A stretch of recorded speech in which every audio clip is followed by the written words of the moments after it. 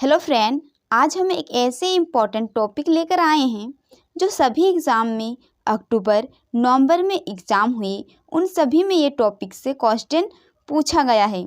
तो टॉपिक है हमारा अनुसूचियाँ। तो वर्तमान में अनुसूचियाँ की बात करें तो वर्तमान में अभी 12 अनुसूचियाँ है, लेकिन जब स्टार्टिंग हुआ था तब इसमें 8 अनुसूचियाँ थी जिसे हमारे देश के बड़े बड़े नेताओं के द्वारा लागू किया गया था। लेकिन टाइम बीतता गया, उसके बाद आज़ादी के बाद 4 अनुसूचियाँ को और ऐड किया गया था। तो आज हम इस वीडियो में 12 अनुसूचियाँ के बारे में बात करेंगे और एक बेसिक कॉन्सेप्ट के माध्यम से बात करेंगे ताकि आपको हमेशा के लिए याद रहे। तो पहले इन 6 के बारे में बात करते हैं। तो पहले में बताया गया है कि हमारे जो भारत देश है उसमें 28 राज्य और 8 केंद्र शासित प्रदेशों का उल्लेख है। क्योंकि इसमें यह इसलिए बताया गया है, हमारे नेताओं के द्वारा इसलिए लिखा गया है क्योंकि अगर कोई भी हमारे संविधान के अनुसूची को पढ़े तो उसे पता चले कि हमारे देश में 28 राज्य हैं और उसमें 8 केंद्र शासित प्रदेश है। ठीक है। दूसरा में बताया गया है कि वेतन भत्ते एवं पेंशन, यह वेतन भत्ते पेंशन किसे दिया जाएगा, तो यह दिया जाएगा बड़े बड़े लेवल में जो है, जैसे कि राज्यपाल, राष्ट्रपति, प्रधानमंत्री, इन सारे को भत्ते और पेंशन दिया जाता है, मतलब पैसा वगैरह दिया जाता है, उनके बारे में जिक्र किया गया है। और तीसरा अनुसूची में बताया गया है जैसे कि शपथ, जैसे न्यायालय में न्यायाधीश, मंत्री और भी बड़े बड़े मंत्री होते हैं, वह अपना शपथ लेते हैं, तो उसके बारे में बताया गया है तीसरी अनुसूची में। और चौथी अनुसूची में राज्यसभा के बारे में बताया गया है। और पांचवी अनुसूची जो है उसमें अनुसूचित जाति मतलब एसटी और अनुसूचित जनजाति मतलब एससी और एसटी के बारे में बताया गया है पांचवी अनुसूची में। और छठी अनुसूची जो है उसमें जो बताया गया है एसटी जाति के जो भी लोग रहेंगे उसको असम, त्रिपुरा, मेघालय और मिजोरम में कुछ अतिरिक्त छूट दिया जाएगा। तो ये जो अनुसूचियाँ हैं इसे अब हम अपने एक्सपीरियंस से बताती हूँ ताकि आपको याद रहे ज़्यादा लंबे समय तक, क्योंकि बहुत बच्चे कंफ्यूज हो जाते हैं और एग्ज़ाम में गलत करके क्वेश्चन आ जाते हैं। यह छोटा सा टॉपिक से तो हम इसे अपना एक्सपीरियंस शेयर करती हूँ ताकि आपको ज़्यादा लंबे समय तक याद रहे। ठीक है। तो पहली अनुसूची में अब तो आपको पता ही है 28 राज्य और 8 केंद्र शासित प्रदेशों का उल्लेख किया गया है। और दूसरा अनुसूची, तो देखिए याद करने का तरीका क्या है। दूसरा अनुसूची में आपको पता है ना, 2 नंबरिया काम में पैसा ज़्यादा मिलता है, तो 2 नंबरिया काम तो पैसा ज़्यादा मिलता है, पैसा के बारे में जिक्र किया गया है 2 नंबरिया काम में, तो पेंशन। और तीसरा नंबर में, तीसरा देखने में जैसे तीसरा है और सही लिखा भी है 3 वर्ड में, शपथ। तीसरा में शपथ। चौथी अनुसूची, चौथी मतलब 4 लोग जहाँ पे इकट्ठा हो जाते हैं तो वह एक सभा का निर्माण कर लेते हैं। तो 4 लोग जहाँ इकट्ठा होते हैं वहाँ एक सभा का निर्माण करते हैं। पांचवी अनुसूची, देखने में 5 लग रहा है एस जैसा, तो वहाँ पे एसटी और एससी और एसटी के बारे में जिक्र है पांचवी अनुसूची में, देखने में 5 लग रहा है एस जैसा। ठीक है। और छठी अनुसूची में खास एसटी के जाति के लोगों को असम, त्रिपुरा, मेघालय में छूट दिया गया है। तो छठी अनुसूची में असम, त्रिपुरा, मेघालय, मिजोरम के बारे में बताया गया है। तो ये जो याद करने का तरीका है वह है ATM और एक M जुड़ गया है, तो A से असम, त्रिपुरा, मेघालय और एक M जो जुड़ा है वह है मिजोरम। वह जो मिजोरम है वह अपना नाम जोर ज़बरदस्ती से ऐड किया है छठी अनुसूची में। मिजोरम ने अपना नाम जोर ज़बरदस्ती से ऐड किया है। तो सारा हमें याद हो गया है 6 अभी।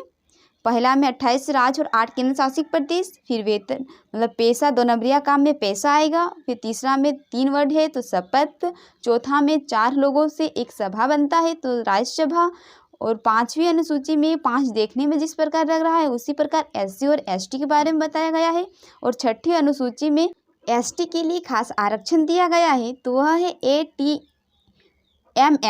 तो असम, त्रिपुरा, मेघालय।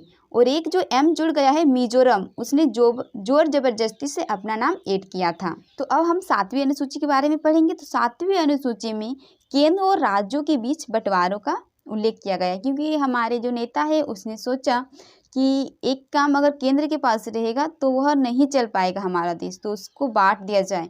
तो केंद्र सूची और राज्य सूची में बांटा गया था। और जो समिति सूची है यह दोनों सूचियों इस पर काम करेगी, जैसे केंद्र सूची और राज्य सूची दोनों मिलकर बनाया गया है समिति सूची को। तो जो केंद्र सूची थी इसका एग्जाम्पल है, जैसे कि केंद्र लेवल पर होगा, जैसे कि नेशनल हाईवे वगैरह बनती है तो वो केंद्र स्तर पर बनती है, और जैसे कि जनगणना भी होती है तो वह केंद्र स्तर पर होती है, न कि राज्य स्तर पर। ठीक है।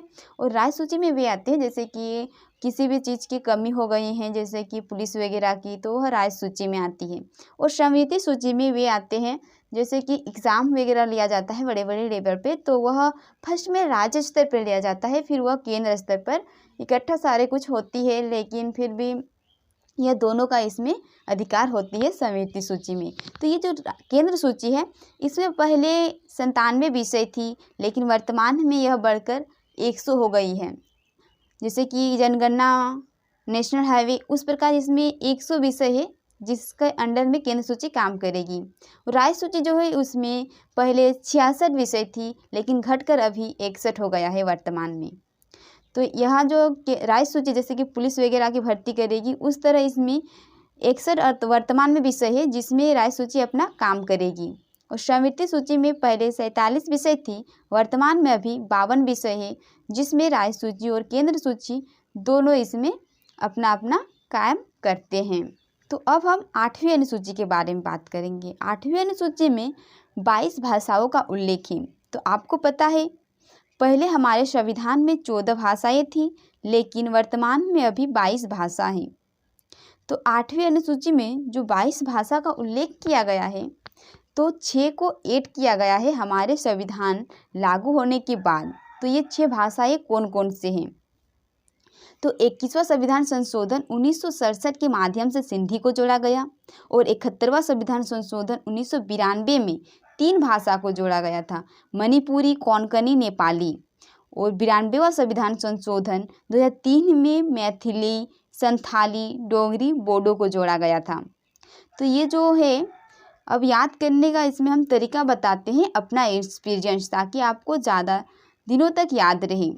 तो 21वां संविधान संशोधन के द्वारा सिंधी भाषा को जोड़ा गया था, और 71वां संविधान संशोधन के द्वारा 3 भाषा को जोड़ा गया था। तो याद करने का तरीका है मणिपुरी, तो इसका नी, कोंकणी का भी नी, और नेपाली जो भाषा इसे विदेशी से लिया गया था। तो 71वां संविधान संशोधन के द्वारा 3 को जोड़ा गया था, नी, नी जिसमें आएगा, जैसे मणिपुरी, कोंकणी और नेपाली जो है विदेश से लिया गया था। ये मैं अपना एक्सपीरियंस बता रही हूँ। तो 92वां संविधान संशोधन थे जो उसमें जोड़ा गया था मैथिली, संथाली, डोगरी और बोडो। तो इसको याद करने का तरीका है मैथिली, ली जो है मैथिली का ली लिया गया है, संथाली इसका भी ली लिया गया है, ये जो डोगरी है इसका डो लिया गया है, और बोडो का डो लिया गया है। तो 92वां संविधान संशोधन के द्वारा 4 को जोड़ा गया है, लीली डोडो, लीली डोडो। तो पहले मतलब 21वें संविधान संशोधन के द्वारा सिंधी को जोड़ा गया था, 71वां संविधान संशोधन के द्वारा मणिपुरी नी, कोंकणी नी, और एगो नेपाली जो थे वो विदेशी से लिया गया था। और एक जो थे 92वां संविधान संशोधन उसके द्वारा लीली और डोडो, तो मैथिली, संथाली, डोडो यानी डोगरी, डोगो, डोगरी और बोडो। ठीक है। तो उसके बाद हम पढ़ेंगे अब 9, 10, 11 और 12 अनुसूची के बारे में, जो हमारे संविधान में लागू होने मतलब आज़ाद होने के बाद, जैसे कि ये हमारे संविधान लागू हो गए थे उसके बाद ये 9 को जोड़ा गया था। तो हमारे संविधान में कुछ भी चीज़ ऐड होती है तो उसको संविधान संशोधन के द्वारा अनुसूची में ऐड किया जाता है।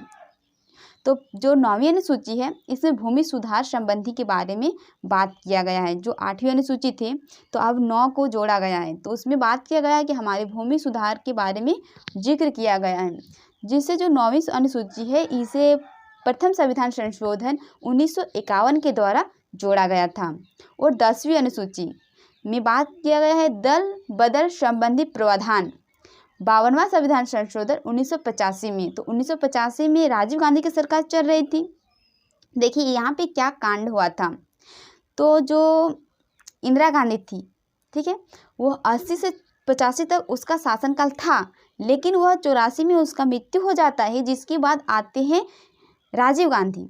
तो राजीव गांधी ने कहा कि जितने भी इंदिरा गांधी ने अपना मतलब कुछ भी चीज़ का बनाया है तो उन सारे को बदलना पड़ेगा। तो राजीव गांधी ने कहा दल बदल, सारे दल को बदल दो। उसके बाद 11 अनुसूची में बताया गया है कि पंचायत का प्रावधान के बारे में बताया गया है 11वीं अनुसूची में। और ये जो 11वीं अनुसूची है इसको 73वां संविधान संशोधन 1992 के द्वारा जोड़ा गया था।